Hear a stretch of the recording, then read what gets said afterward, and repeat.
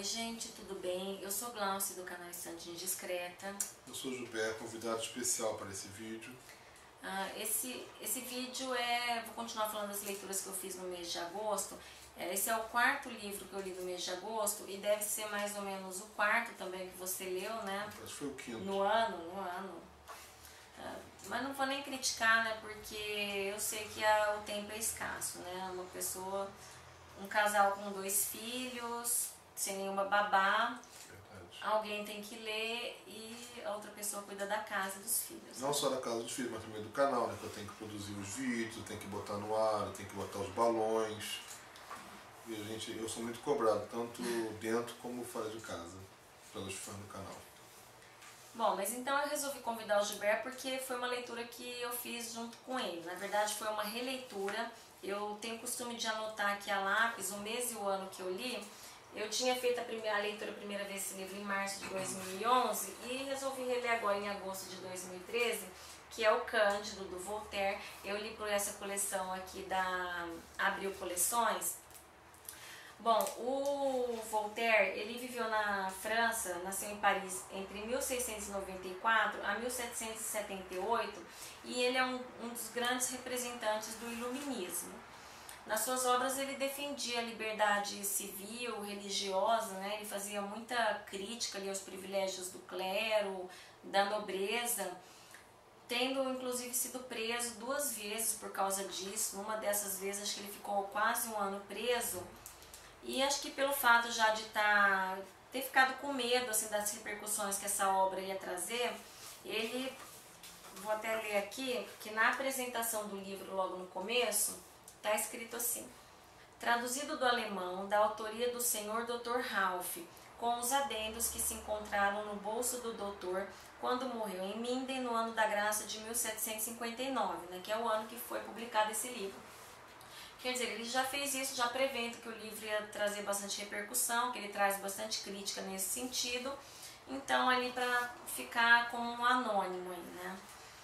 Bom, é um livro, o Voltaire ele levou 3 dias para escrever esse livro, ele é bem rápido de ler. São 30 capítulos, os capítulos são muito curtos.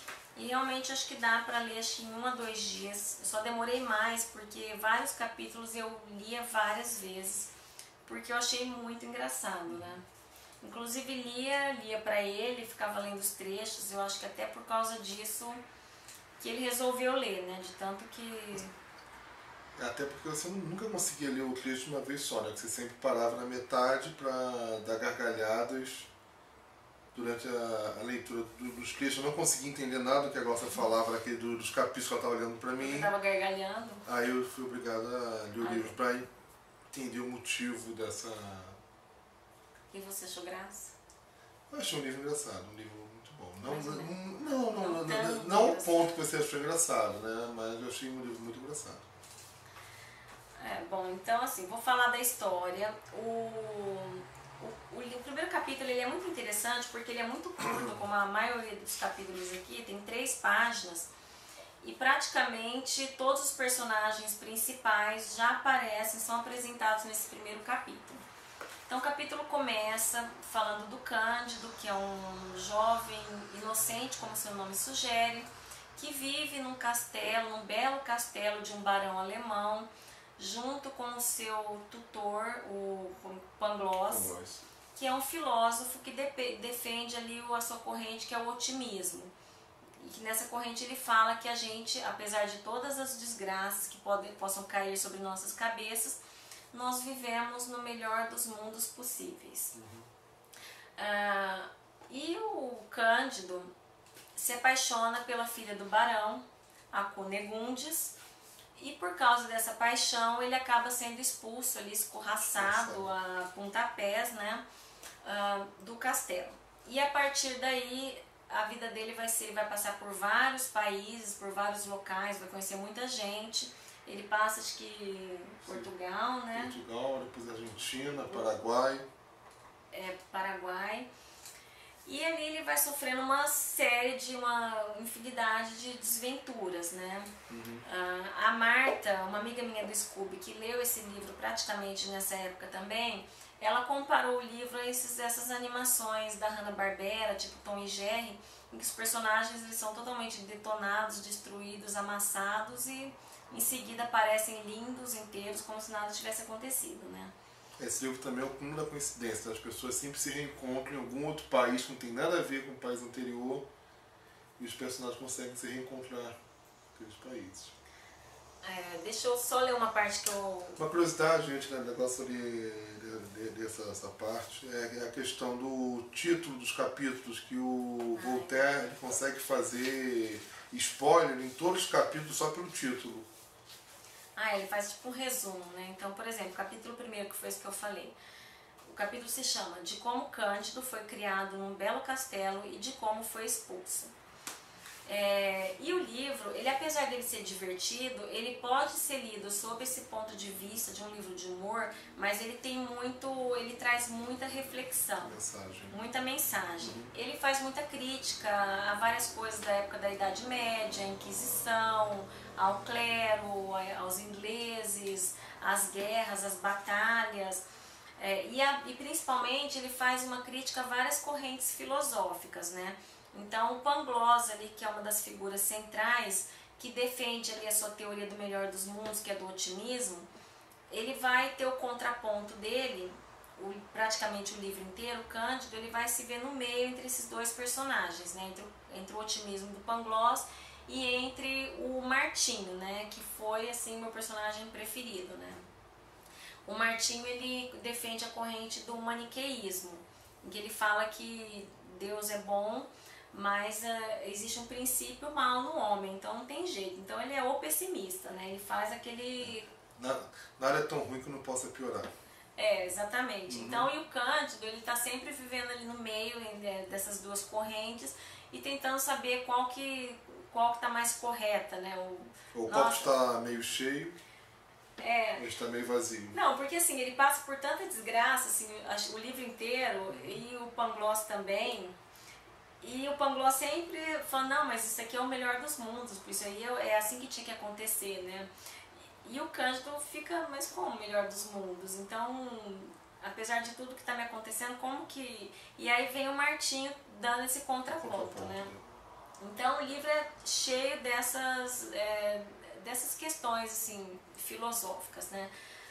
Com várias pessoas que ele vai encontrando. Tem uma das partes que ele está em Portugal, por exemplo, né? E tem as notas, né? Que as notas elas fazem referências a... históricas, né? Históricas, né? Ao porquê que a versão que eu li, que foi diferente da que a Glaucia leu, que eu li em e-book, ele traz muitas notas. Eu, particularmente, eu não gosto muito de livro com muitas notas de rodapé, tá? Que me cansa, eu acabo me perdendo na leitura. Só que esse livro é importante ler essas notas, que dá assim, muita explicação de o que o Voltaire quis dizer com aquela metáfora que ele colocou numa frase. Tá? Tem até tem uma passagem do livro que o Cândido está sendo... lê a passagem, depois eu faço o comentário. Perguntaram-lhe judiciosamente o que ele preferia, ser fustigado 36 vezes por todo o regimento ou receber de uma só vez 12 balas de chumbo no cérebro. Decidiu, em virtude do dom divino chamado liberdade, passar 36 vezes pelas varas. Aguentou 2 rodadas. Como iam proceder a terceira rodada, Cândido, não podendo mais, suplicou que tivessem a bondade de lhe quebrar a cabeça. Na sequência desse capítulo no livro, está passando uma comitiva com o rei da Bulgária e o rei resolve perdoar o Cândido e liberta ele. Tem uma nota de rodapé nessa passagem dizendo que, na verdade, isso aconteceu, tá? E o Voltaire intercedeu por um preso do exército que estava sendo açoitado dessa forma também. Quer dizer, na verdade, o rei da Bulgária foi o Voltaire intercedendo pelo preso lá. Esse livro não tem muitas notas. As notas que tem aqui são bem curtas, mas são todas relevantes. Essa parte aqui também, né? Porque fazendo uma crítica ali à Inquisição, né? Então, quando ele passa por Portugal, que Portugal realmente nesse ano sofreu um terremoto, né? Após o terremoto que destruíra 3/4 de Lisboa, os sábios do país não encontraram meio mais eficaz para prevenir a ruína total, senão dar ao povo um belo auto de fé. foi decidido pela Universidade de Coimbra que o espetáculo de algumas pessoas queimadas em fogo lento, com grande solenidade, é um segredo infalível para impedir a terra de tremer. Então, mostrando aí, né, que naquela época tinha muita superstição, né, em torno de coisas que você tinha que realizar, né, e sempre que pagava o pato eram os inimigos, nem sempre religiosos, mas por outros motivos pessoais, né.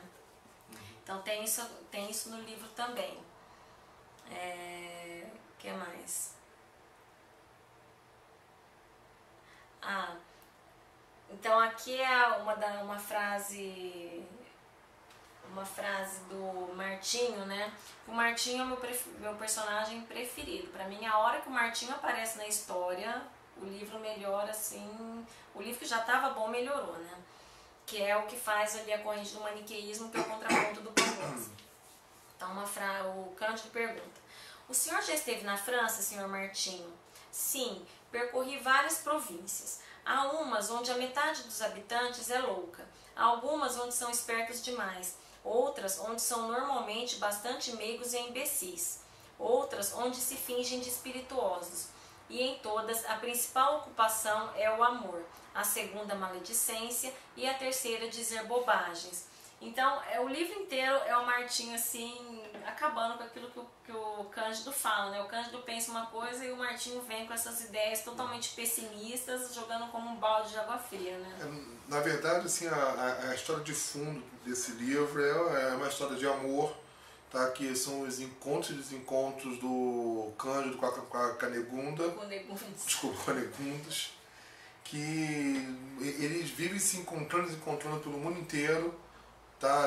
Desde Portugal, Veneza, né? Argentina, no Paraguai, aí encontra o irmão dela no Paraguai. Mas eles não se encontram em todos esses lugares, na verdade eles se perdem. Eles se perdem e o livro é o Cândido tentando encontrar ela. Ele encontra em Portugal, encontra a Argentina, aí depois se reencontra em Veneza, quer dizer, é uma grande história de amor.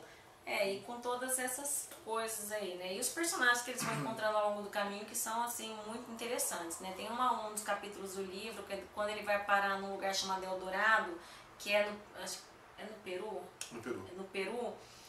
E esse capítulo, ele traz uma reflexão muito grande, é um dos capítulos mais, assim, que você fala, nossa, é uma lição que ele nos dá, né? Em que traz um povo ali que é totalmente feliz, vivendo dentro de toda a simplicidade, sem eles vivem no meio do ouro, mas não dão o mínimo valor para aquilo. Então, essa parte do livro, que ele está em Eldorado, é muito legal, muito bacana, né? Bom, e eu vou destacar também o capítulo 25 do livro, que é quando o Martinho ele é convidado para ir num castelo de uma pessoa muito rica em Veneza, que é o Pococurante. E esse Pococurante, ele consegue... Os nomes dos personagens os nomes são tudo também. Não, e o Pococurante, ele consegue ser pior do que o Martinho, assim, pessimismo, desgosto. Então, se já estava ruim, assim, com as ideias do Martinho, o Pococurante consegue piorar tudo, né? Então, acho que ele fala, nossa, que saudade do Pangloss, né?